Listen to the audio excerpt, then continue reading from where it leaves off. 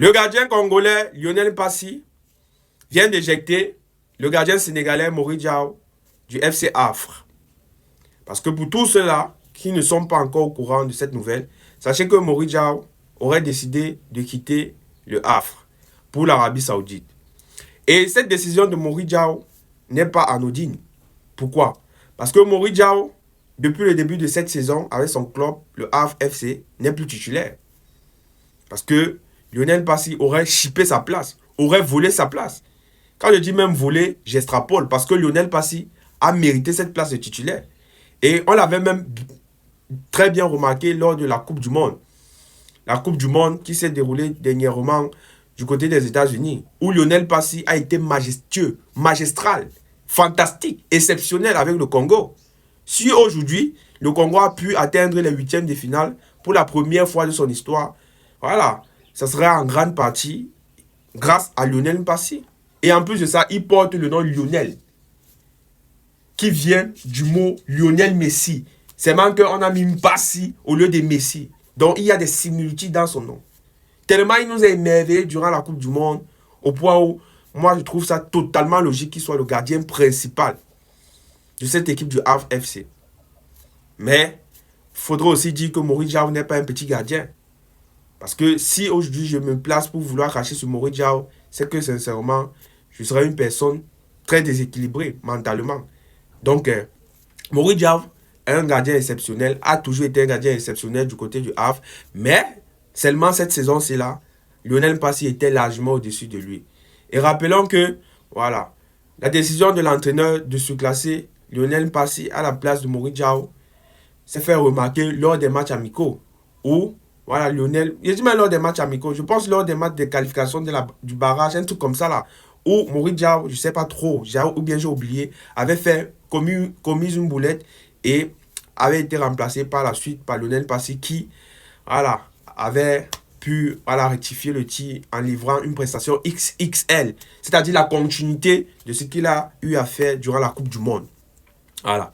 Bon, bref, avant d'entrer plus en profondeur dans le sujet, j'aimerais demander à toutes les nouvelles personnes qui viennent d'arriver sur la chaîne YouTube de bien vouloir s'installer. Faites comme chez vous, activez la cloche de notification, c'est très important, et abonnez-vous massivement pour ne rien rater des prochaines publications. Et à tous ceux-là qui traînent le pas, j'aimerais vous, voilà, exhorter, demander, supplier de vous abonner à la chaîne YouTube. Voilà, parce que c'est la chaîne YouTube de l'objectivité. Moi, j'ai toujours été quelqu'un d'objectif dans tout ce que je fais. Voilà, je ne suis pas quelqu'un qui a un parti pris parce que telle et telle personne apporte de la force ou bien quoi que ce soit. Non. Non. Donc, pour moi, voilà, je sais que même ce sujet va fâcher beaucoup de mes frères sénégalais parce que c'est la famille. Je suis d'abord un Sénégalais, un Ganté, un Galsen, excusez-moi. Voilà, d'adoption. Mais, gars, à un moment donné, je pense qu'il faudrait dire la vérité par rapport à certains sujets. Bon, bref, c'était juste une parenthèse. Le FC Havre a affronté Monaco hier pour le compte de leur première journée de championnat. Et qu'est-ce que je peux vous dire, à part de continuer ce que j'ai passé le temps à vous dire durant la Coupe du Monde, sur les performances de Lionel Passy. Lionel Passy a été magistral tout au long du match. C'est lui qui permet au FC Havre de pouvoir juste encaisser un but durant ce match. Parce que si Passy n'était pas là, c'est que ça devait être un sassaillé terrible. Ça devait être l'abattoir. C'est que Monaco, ce qu'il devait faire au FC Havre, c'est que c'est seulement seul Yessou qui devait venir les délivrer. Ça devait être seulement seul Yessou, Boka Namboka Yessou qui devait descendre pour venir les délivrer. Parce que le sale que Monaco était venu pour faire au FC Havre, croyez-moi, ça devait être terrible. Si Lionel Passy n'était pas là, avec ses arrêts spectaculaires qui viennent de la planète Jupiter et Mars. Tellement il était, voilà, astronomique, fantastique, phénoménal, au point où il est sorti le meilleur gardien du week-end du championnat français. Il est sorti le meilleur gardien pour le compte de la première journée du championnat français du week-end. Pour le compte de la première journée. Ce n'est pas pour rien que moi je conçois le fait que Mpassi soit le numéro 1 au FC Havre. Et depuis la Coupe du Monde, on ne cesse de le dire. Je ne peux pas venir ici là pour dire quelque chose qui va aller en contradiction avec la réalité. La réalité est qu'aujourd'hui, Lionel Passi est largement au-dessus de Maurice Diaw. Et Lionel Passi, pour moi, méritait plus que le FC Havre. Voir un tel gardien être le second de Maurice Diaw avec énormément de talent, comme ça, là, comme nous sommes en train de le voir, pour moi, je considère ça comme un sacrilège.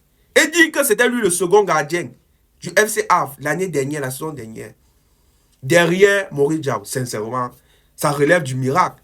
Comment un gardien de sa trempe a pu être un second gardien d'une petite équipe comme le FC Havre? Pour moi, ça me choque. C'est inconcevable, gars. Lionel Passi, aujourd'hui, ne devait pas jouer au FC Havre. Le FC Havre, c'est une petite équipe. Lionel Passi, son niveau, en fait, c'est l'Angleterre. Il a la carrure, il a le talent pour aller le plus loin possible. Mais pourquoi il se trouve encore à l'heure actuelle au FC Havre?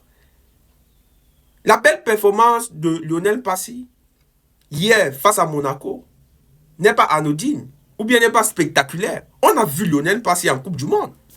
On a vu ce qu'il était capable de faire. Aujourd'hui, tout ce qu'on demande à son agent, c'est de faire le maximum pour le trouver un bon club. Pour lui trouver, excusez-moi, un bon club. C'est tout ce qu'on demande à son agent. Remue-toi les ménages. Travaille. Fais le maximum pour trouver un bon club à ce gardien. Aujourd'hui, voir Maurice Diaw partir en Arabie Saoudite à cause de Lionel Passi, c'est totalement logique parce qu'il savait effectivement qu'à cette allure, il ne pouvait pas jouer. Il ne pouvait pas. Lionel Passi est totalement monstrueux. Et moi aussi, je considère que c'est de la lâcheté de la part de Maurice Diaw parce que lorsque Maurice Diaw était aussi au summum, voilà, de ses performances, Lionel Passi a chauffé les bancs. Pourquoi aujourd'hui, Maurice Diaw ne veut pas aussi se battre pour une place de titulaire au FC Havre? Ce n'est pas parce qu'aujourd'hui on a surclassé Lionel Passi qu'il va fuir l'adversité. Parce que pour moi, je considère qu'il a fui l'adversité, il a fui un combat. À part si, dans sa tête, logiquement, il savait qu'il ne pouvait pas gagner, en fait, ce combat footballistique face à Lionel Passi. C'est ce que moi, je suis en train d'entendre. Le fait de partir en Arabie Saoudite, en ce moment-ci là, et laisser définitivement ta place à Lionel Passi, ça voudrait dire que, dans ta tête, tu sais que tu ne peux pas prétendre encore à une place dans cet effectif du FC Havre. Devant Lionel Passi, tu ne veux plus te battre. Alors que Lionel Passi, il est là. Il a toujours été là. Il a toujours chauffé les bancs. Il a attendu son moment. Il s'est toujours entraîné pour pouvoir se surpasser. Pourquoi toi, Maurice Diaw, tu ne fais pas la même chose? Pourquoi toi, tu ne chauffes pas aussi les bancs pour te battre, pour récupérer ta place de titulaire? À moins que tu sais que Lionel Passi sera toujours au-dessus de toi. Pourquoi fuir maintenant? Pourquoi fuir maintenant? C'est la question qu'elle me pose. Pourquoi fuir maintenant? Ah! Ça voudrait dire que dans ta tête, tu sais que c'est mort, c'est fini. Que tu ne pourras plus jamais en fait dépasser le bouc. Et ça se voit, ça se sent. Lionel Passi continue seulement à nous montrer ce qu'il a passé le temps à nous montrer durant la CAN et durant la Coupe du Monde. Donc tellement le mec est constant au point où, champion, tu ne peux que le souhaiter de pouvoir signer d'un très grand club.